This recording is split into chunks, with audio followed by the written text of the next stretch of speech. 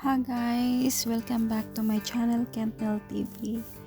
So guys, today I am cooking the chicken mughlai, a Pakistani style recipe. So now ipapakita ko sa inyo ang mga simple na ingredients na ginagamit ko. So ito lang guys na na-prepare ko na. So chopped coriander, tomatoes, then green chili, then ginger, the grated ginger, the grated onion, and the chopped garlic. So these are the following seasonings also guys, and also the salt like that, and then this one packet of drumstick chicken. So these are the powder, the seasonings guys. These are the there is the chili powder, then the sweet paprika, then that is the sweet paprika, turmeric, the cumin powder, and the dry leaves oregano. So now guys, so only that the following ingredients that I am using to cook the chicken mughlai. So now we will start. Let's start to cook. So I'll just pouring some olive oil. The pot is I already heat the pot, so now I'm pouring the oil. I just only estimated the quantity of the oil that I am putting in. And also now I added up the butter, unsalted butter. So just to mix it well until it will be melted, and then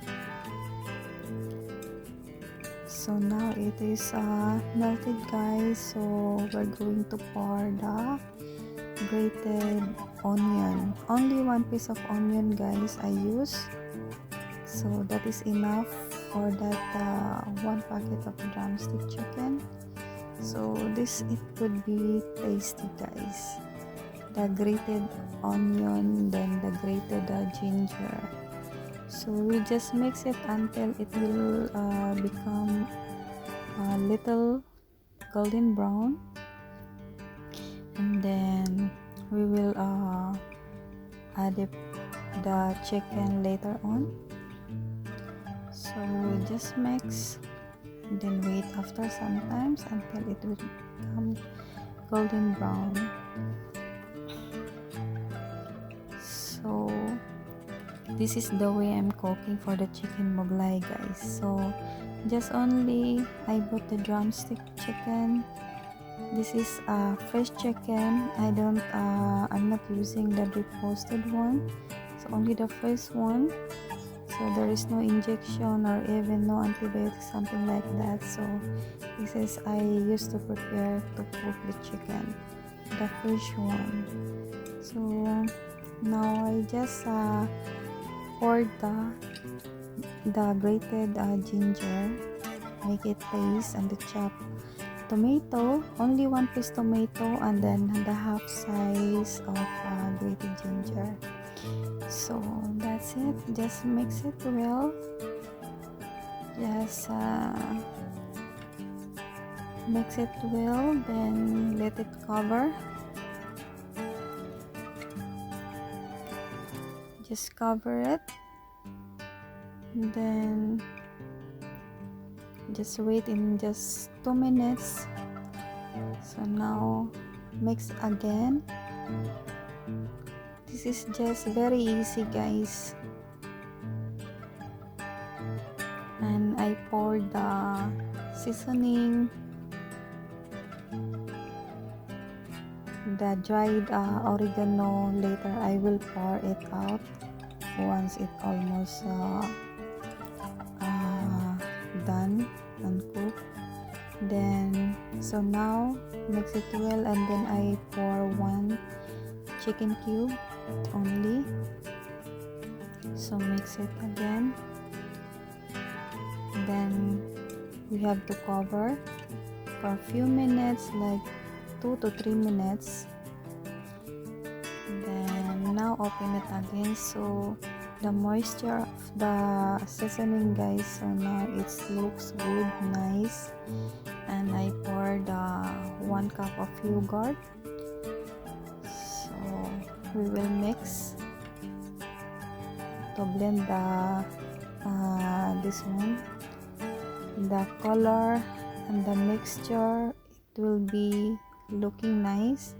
And I just put some water on that cup of yogurt, because there are some little yogurt left there inside, so I don't want to waste it out.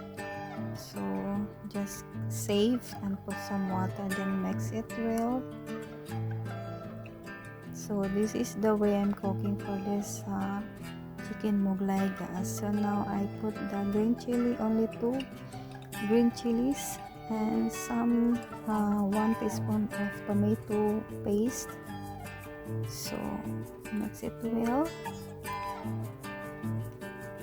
So guys, you can see that later on the gravy of this chicken mughlai,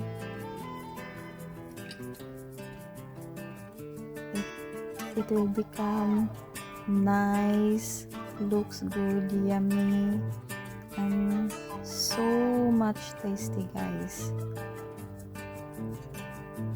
This is the second time I used to cook this. So now I pour the dry leaves of oregano, so it could be more tasty. So we'll cover up again for at least 2 minutes. Then now you can see the chicken is already cooked. It is also soft now. So now you can see the oil is coming up. You can see, guys, so it means the gravy is cooked already. So I just pour the chopped coriander leaves. So now it looks good and nice. It is cooked, guys, and it is done. And we'll just to keep after sometimes just 1 minute, then it is done. So now this is my chicken mughlai, guys, and hope you enjoyed watching now, and thank you for watching. And please subscribe and do like and hit the notification bell, so that you will be notified for my next upload, for my next cooking video, guys. Okay, thank you, and keep safe always. God bless you all. Bye bye. Thank you for watching.